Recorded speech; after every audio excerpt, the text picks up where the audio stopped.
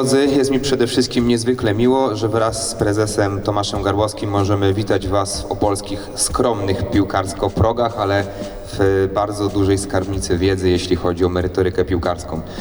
Dzisiaj będziemy mieli okazję wysłuchać prelekcji i otrzymać wiedzę od wybitnych specjalistów.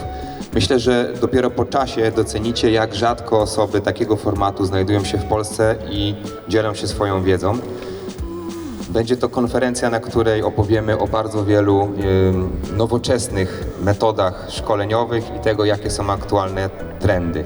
Mam nadzieję, że będziecie czerpać z tego dzisiejszego dnia bardzo dużo, jeśli chodzi o merytorykę, ale że również networking, który na tego typu konferencjach jest bardzo ważny, będzie działo się podczas przerwy kawowej, obiadu, ale także na trybunach Stegu Areny w Opolu. Jest mi niezwykle miło.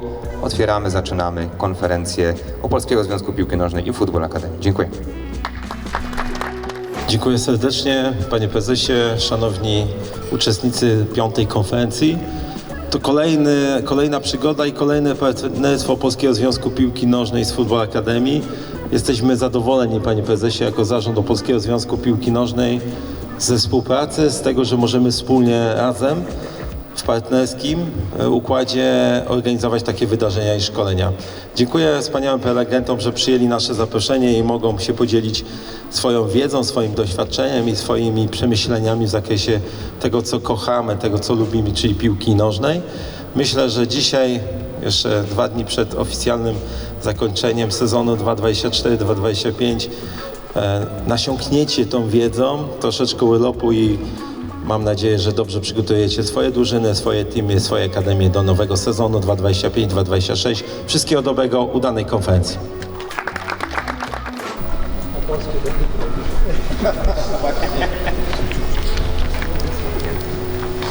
I to jest wejście, nie? Wszyscy czekają.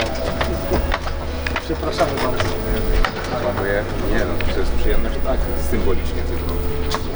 Bardzo dziękuję, ale zapraszam się na środek. Na środek, przepraszam. No ale dobra, no nadpłytować, my tak jak... Chyba dla... My jesteśmy... Zapraszamy do Was, dzisiaj specjalne oferty dla Was przygotowane. I nie trzeba mikrofonu, żeby dotarło do wszystkich. Dziękuję bardzo i na scenę powolutku zapraszamy pierwszego naszego. Od czegoś, co w moim sercu ma naprawdę bardzo duże znaczenie. Tutaj mogą Państwo zobaczyć moją córkę Lili, która dzisiaj ma przedstawienie taneczne w Anglii. Niestety na tym przedstawieniu nie będę, dlatego wspominam ją tutaj, bo cały czas o niej myślę i mam nadzieję, że sobie poradzi. Wracając już do kontekstu piłkarskiego, rozwój młodego zawodnika w moim odczuciu polega na tym, że budujemy relacje. Od pierwszego uścisku dłoni, kiedy z takim zawodnikiem się poznajemy. Chciałbym z Państwem porozmawiać o budowaniu indywidualnej ścieżki rozwoju zawodnika i o tym, jak jako dyrektorzy, koordynatorzy, trenerzy możemy zapewnić wsparcie każdej jednostce, aby czuła się istotnym ogniwem w tym projekcie, w którym w danym momencie się znajdujemy. Nie mówię tutaj tylko o zawodnikach, ale mówię też o ich rodzinach. Wspominałem już Państwu, moje odczucie jest takie, że piłka nożna powinna zmieniać życie i powinna je zmieniać na lepsze. I czasem kompetencje się mieszają. Czasem trzeba być liderem, czasem trzeba być kimś, kto inspiruje do działania, czasem trzeba być kimś, kto koordynuje, zarządza i jest konsekwentny w tym, jak idziemy do przodu. Każdy dobry trener w obecnym świecie musi zdawać sobie sprawę z tego, że trzeba być elastycznym i czasem wykazywać się bardziej charakterystyką lidera, czasem bardziej charakterystyką zarządcy i dyrektora. Tego dzisiaj obserwując go, identyfikując talent, wskazalibyście w pierwszej kolejności. Absolutnie nie. Historia jego jest w ogóle bardzo ciekawa. Może w kuluarach opowiem Wam trochę szerzej o tym, jeżeli będziecie zainteresowani. Pojawiły się mega ciekawe odpowiedzi, połączenie talentu, możliwość progresji, zdolność, predyspozycje, możliwości, to są takie najczęściej wymieniane. Staracie się nie inspirować, a sufit rozwoju, okej, inteligencja, ciężka praca, wizja na siebie, zdolność do wykonywania czegoś na wysokim poziomie, super, perspektywa rozwoju, możliwość rozwoju talentu, bardzo blisko. I a propos tego, druga część. It seems like that mastering the art of talent identification is an extremely tough discipline. And the harsh truth is that the vast majority of the talent ID programs out there are no better than drawing lots. As Capital One CEO Richard Fairbank has said, at most companies people spend 2% of their time recruiting and 75% of their time managing their recruiting mistakes. And in retrospect, we laugh at the soccer coaches who refused to pay Ronaldo's bus ticket, the music teacher who overlooked Paul McCartney, and the college coaches who rejected Asaf. W Niemczech jest tak, że związek się nie wtrąca w szkolenie profesjonalnych akademii. Tak prosty temat. Jest DFB, jest liga, oni się nie wtrącają. Oni stworzą strukturę, jeżeli struktura ligowa, czy struktura wymagania, co to znaczy akademia, ale się nie wtrącają w szkolenie. Maksymalnie w licencjach, resztę się nie wtrącają. Mamy jeszcze taki jeden temat na dole napisane, zmiany pokoleniowe, tak więc generacja Z i Alfa, tak zawsze chętnie mówię o moim synku, który jest z tej generacji Alfa, który nawet nie wie, że normalna telewizja to nie Netflix i YouTube, tylko kiedyś 2 programy, dzisiaj może więcej. I rodzic helikopter, nie wiem, czy to jest polski wyraz, rodzic, który nadopiekuje się nad dzieckiem, wszystko chce wiedzieć. Jak ja miałem 8 lat, jeździłem w Elblągu do Olimpii Elbląg na trening na drugą część miasta, bez komórki, bez niczego i to coś normalnego było dla rodziców. Dzisiaj ja sobie nie wyobrażam, żeby synek pojechał na drugą część Leverkusen na trening samodzielnie w wieku 8-9 lat, bo otoczenie jest inne. Tak więc wsparcie organizacyjne. Dyrektor akademii powinien być obok dyrektora sportowego, nie pod dyrektorem sportowym. Przecież to jest logiczne. Dyrektor sportowy pierwszej drużyny ma inną funkcję niż dyrektor akademii. Sam fakt, że jeden musi realizować wyniki, a drugi ma długofalowy rozwój akademii. Akademia się nie buduje w ciągu 1-2 lat, tylko po prostu tam trzeba 5 do 10 lat zainwestować. Jednolity model gry. Nie rozmawiałem za dużo o modelu gry naszym, ale to jest oczywiste, że tego, co się chłopiec w U12 nauczy, przecież jakiś zysk z tego w pierwszej drużynie musi być. To nie może być tak, że trener W12 powie, że biegamy w prawą stronę, a potem w seniora się nauczy, że w lewo musisz biegać. W strefach to się znajdują, jakie zasady i subzasady modelu gry są obowiązujące do realizacji dla trenera. Te wskazania poparte są taką rciną, która pokazuje, w którym sektorze i jakie działania będą wyeksponowane w danym mikrocyklu, nie mezocyklu, tylko to jest mikrocykl już. No i potem oczywiście jakiś tam materiał filmowy, czyli mówiliśmy o fazie przejściowej, która miała charakter dynamicznych działań do kontrataku, taka była idea fazy przejściowej, no jakiś tam materiał filmowy, który pokazujemy trenerowi, żeby widział mniej więcej jak chcemy tą fazę przejściową realizować, prawda, jaka jest intencja tej fazy, tak? Buduje plan na dany mikrocykl, czyli wiemy, gdzie pracujemy, w jakich obszarach, jakimi środkami treningowymi, no wszystkie działania dla każdej grupy szkoleniowej, każda otrzymuje takie wskazania motoryczne i pod te działania taktyczno-techniczne i motoryczne trener przygotowuje mikrocykl, czyli pokazuje, w jakich obszarach boiska będzie funkcjonował w danym dniu treningowym, jakie będą działania zespołowe uwypuklone, jakie będą działania grupowe i indywidualne uwypuklone w danym mikrocyklu, jakie zasady znajdą odzwierciedlenie. I ten dokument spływa po wskazaniach do mnie albo do trenera głównego do niedzieli do godziny 16 i w tym ja odpowiadam po konsultacji i po obejrzeniu danego planu tygodniowego, czy on jest do realizacji, czy nie jest do realizacji. Jeżeli nie jest do realizacji, to najczęściej w poniedziałek zapraszam trenerów do siebie, wprowadzamy korekty do tego planu i dopiero on wchodzi do realizacji, tak, na dany mikrocykl.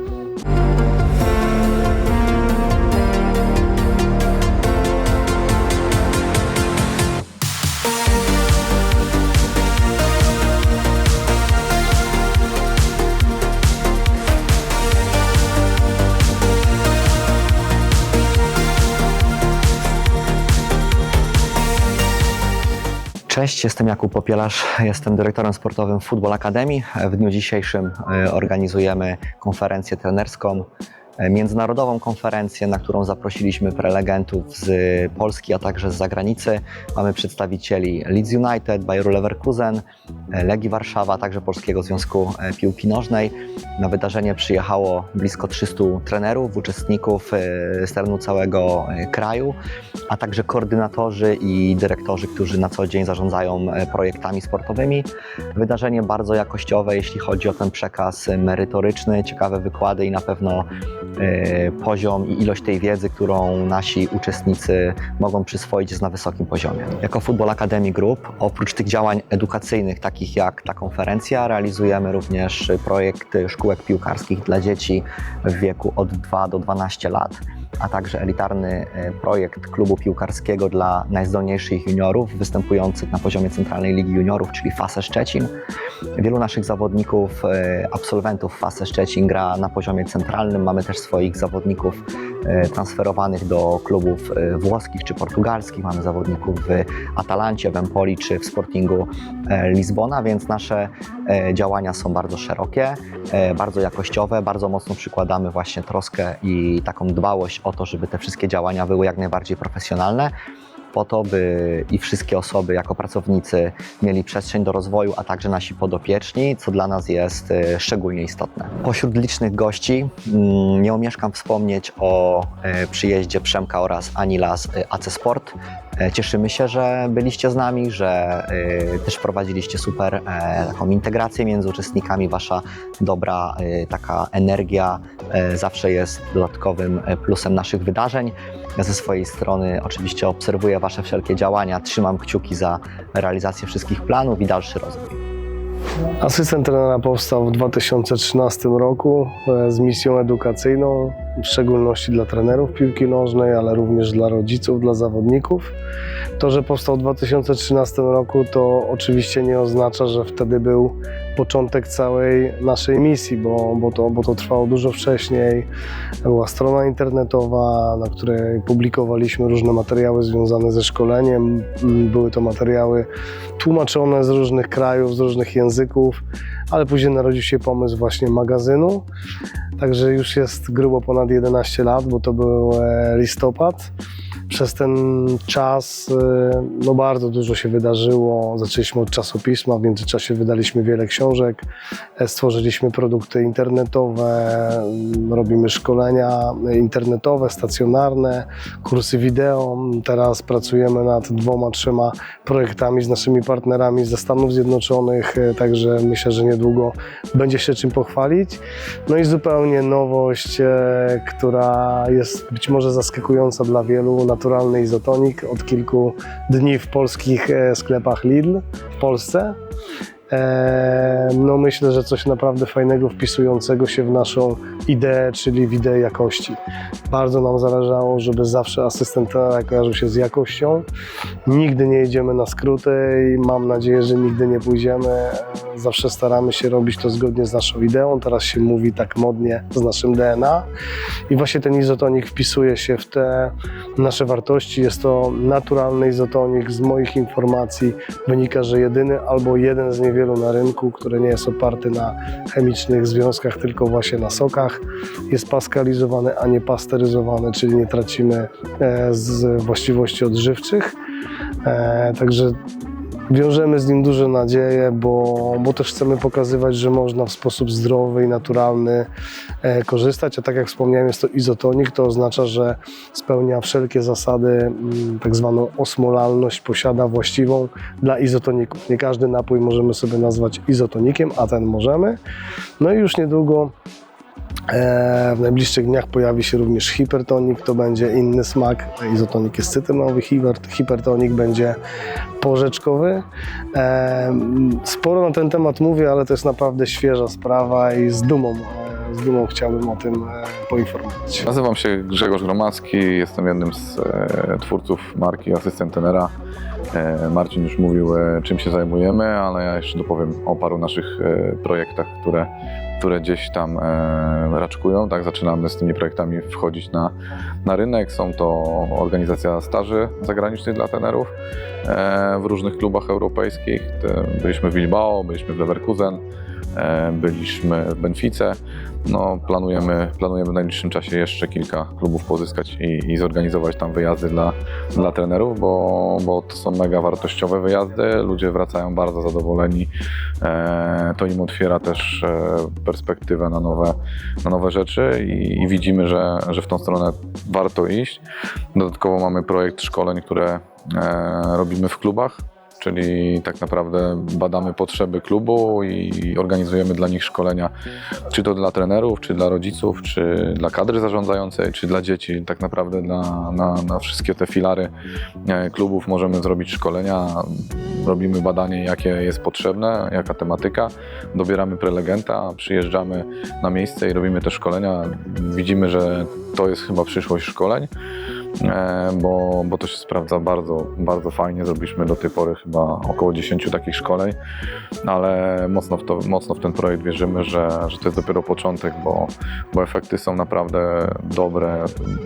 Widzimy po ostatnich szkoleniach, szczególnie dla rodziców, jaki jest odbiór rodziców, że oni nie wiedzieli wielu rzeczy, dopiero takie szkolenie i wiedza psychologów otwiera im oczy na wiele rzeczy i wiedzą, jak postępować ze swoimi dziećmi, które uprawiają sport, co jest bardzo ważne. Tak? Dodatkowo mamy też projekty, które chcemy wejść ogólnoświatowo, czyli anglojęzyczne. Tak? Jesteśmy prawie na starcie projektu z materiałami wideo, szkoleniami od trenerów z całej Europy, a nawet świata, którzy dla nas robią szkolenia w formie wideo i to będzie można, po angielsku to będzie i będzie można sobie po prostu z tego skorzystać. Także my cały czas się rozwijamy, pomysłów nam nie brakuje. Zachęcamy do odwiedzania naszego fanpage'a, do naszych socjali, tak, do kontaktu. Jak ktoś potrzebuje, jest zainteresowany jakimś projektem, to zachęcamy. My jesteśmy zawsze otwarci na współpracę. Chodzi o dobieranie zawodników do klubu i o ich identyfikację w klubie w Legii Warszawa. Jak to wygląda z waszej strony? Dość charakterystyczne jest to, że my raczej w procesie scoutingowo-rekrutacyjnym nie skupiamy się tylko i wyłącznie na tych zawodnikach, którzy się na danym poziomie wyróżniają, tylko raczej skupiamy się na tych, którzy będą w stanie zrealizować proces szkoleniowy, który im dedykujemy. Czyli musimy mieć pomysł na zawodnika, a on musi prawidłowo odpowiadać na wartości szkoleniowe, które dedykujemy. Stąd często zdarza się tak, że to nie ci najlepsi trafiają do nas, tylko ci, na których my mamy pomysł szkoleniowy. I to jest ważne, dlatego że wtedy z takim zawodnikiem łatwo jest realizować jego ścieżkę rozwoju łatwiej. Może nie łatwo, ale łatwiej, dlatego że on odpowiada pewnemu profilowi, który jest poszukiwany przez nas. Poza tym te wszystkie procedury, które obowiązują w Akademii, raczej bardzo istotnie ograniczają błąd selekcyjny, czyli zarówno proces rekrutacyjny, jak i potem komitet transferowy, który pozwala nam na to, żeby właśnie, tak jak wspomniałem, minimalizować błąd transferowy i skupiać się na zawodnikach, których pozyskujemy, dla których mamy bardzo konkretną ścieżkę rozwoju. Rozmawialiśmy też w kuluarach o naszym ewentualnym, ale na pewno też już nie tak dalekim spotkaniu w Akademii. My się na to cieszymy. Zapraszam, my jesteśmy bardzo otwarci i transparentni, także zapraszam, jeżeli macie ochotę przyjechać, popatrzeć jak pracujemy, to macie kontakt do mnie, zapraszam. Hallo zusammen, ich grüße euch herzlich aus Polen, aus Opole. Wir sind gerade aktuell bei einer tollen Tagung, wurden eingeladen von Radosław Soperczak und Jakub Popielasz, mit dem ich eng befreundet bin. Aktuell bin ich U17 Trainer der Schalker Mädels und wir nutzen diese Gelegenheit, um von den besten und talentiertesten Trainern Polens zu lernen. Haben heute einige sehr bekannte Namen im polnischen Fußball dabei, die uns die Möglichkeit bieten, etwas näher ins Geschehen zu schauen, und ja, dafür sind wir sehr dankbar. Ist eine tolle Atmosphäre, viele interessante Menschen, wie gesagt, super Vorbereitung. Und ja, wir freuen uns auch natürlich auf sehr spannende Geschichten. Aktuell ist ein Trainer von Leeds United auf der Bühne, der mit Bielsa im Trainerteam stand. Sehr tolle Geschichten, Anekdoten und natürlich der Inhalt, der uns sehr interessiert, wie man die Jugend heute trainieren sollte. Dann gibt es natürlich noch später einen sehr interessanten Menschen, der bei Bayer Leverkusen ist, Czarnecki. Absoluter Fachmann, Zalewski ist beim polnischen Fußballbund. Das sind alles wirklich ja, Cracks, sage ich jetzt einmal, die uns hier einiges bieten können. Und ja, wir genießen den Tag und freuen uns auf sehr viel Input. Was meine Person betrifft, also ich mache aktuell die A-Lizenz in Polen. Das ist natürlich für mich eine sehr interessante Geschichte. Ich bin ja selber gebürtiger Pole. Mit 2 Jahren bin ich nach Deutschland gezogen, habe dort meine B-Lizenz gemacht, meine komplette Jugend verbracht, bis in den Seniorenfußball. Später habe ich in Polen gespielt bei Stal Mielec. Habe da meinen sehr guten Freund Jakub Popielarz kennengelernt, der das hier mitgestaltet hat. Und ja, meine Pläne sind natürlich, das Maximum aus meinem Potenzial rauszuholen. Ich weiß natürlich, dass das sehr schwer ist, aber der nächste Schritt ist die A-Lizenz. Wenn ich die habe, dann folgen natürlich einige Hospitationen in Deutschland natürlich, in Polen und vielleicht sogar noch weiter im Ausland. Aber das wird sich dann im Laufe der Zeit ergeben. Ich bin für alles offen, aber jetzt der nächste Step ist die U17 der Schalker Mädels. Das ist ein tolles Projekt und ja, wenn ich das angreife bzw. in Angriff nehme, dann schauen wir, was sich so ergeben wird. Ich bin für alles offen und hoffe natürlich auf das Beste. Cześć, nazywam się Sara Krajewska. Na co dzień jestem trenerką w Football Akademii Sulejówek. Dodatkowo jestem trenerką w Football Akademii Kadra Dziewcząt. Bardzo ciekawy event, dużo nowej wiedzy merytorycznej i możliwość spotkania się z wieloma trenerami, których wcześniej już znałam i działaczami.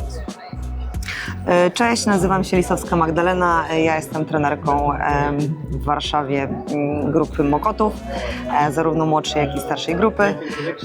Przyjechałam tutaj, żeby zobaczyć świetnych ludzi, doświadczonych, posłuchać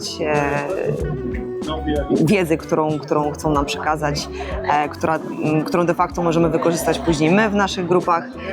I uważam, że to jest świetne wydarzenie, zarówno dla nas, jak i dla przyszłych zawodników.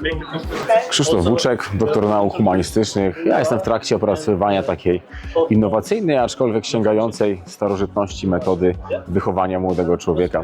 Połączenie czegoś, co jest kalos i kagatos, czyli piękny i mądry, czyli harmonijny rozwój kompetencji psychicznych wraz z kompetencjami fizycznymi. To jest przyszłość współczesnego sportu, więc dlatego na tym stawiamy. W przyszłym roku powinno pojawić się już ta publikacja. Myślę, że wprowadzi trochę zamieszania na rynku piłkarskim. Piłka nożna to nie jest tylko przestrzeń trenerska, przestrzeń kształtowania kompetencji piłkarskich, ale jest to przede wszystkim także przestrzeń do rozwoju, do kształtowania osobowości. Nie oszukujmy się, nie każdy trenujący dzieciak będzie piłkarzem, ale zawsze może być dobrym człowiekiem. I to jest właśnie taka kompetencja, którą należy kształcić u trenerów, żeby także pokazać taką przestrzeń do tego, co robić, jeżeli kariera piłkarska mi się nie uda. Stąd moje zainteresowania takie edukacyjno-naukowe, połączenie filozofii, pedagogiki, psychologii, żeby móc kształcić dzieci piękne i mądre w myśl starej antycznej zasady kalos kagatos, czyli żeby wprowadzić taką równowagę między aktywnością fizyczną a aktywnością psychiczną, między rozwojem fizycznym a rozwojem psychicznym. I to jest ta przestrzeń, która w mojej ocenie będzie przyszłością kształcenia piłkarzy w przyszłych latach.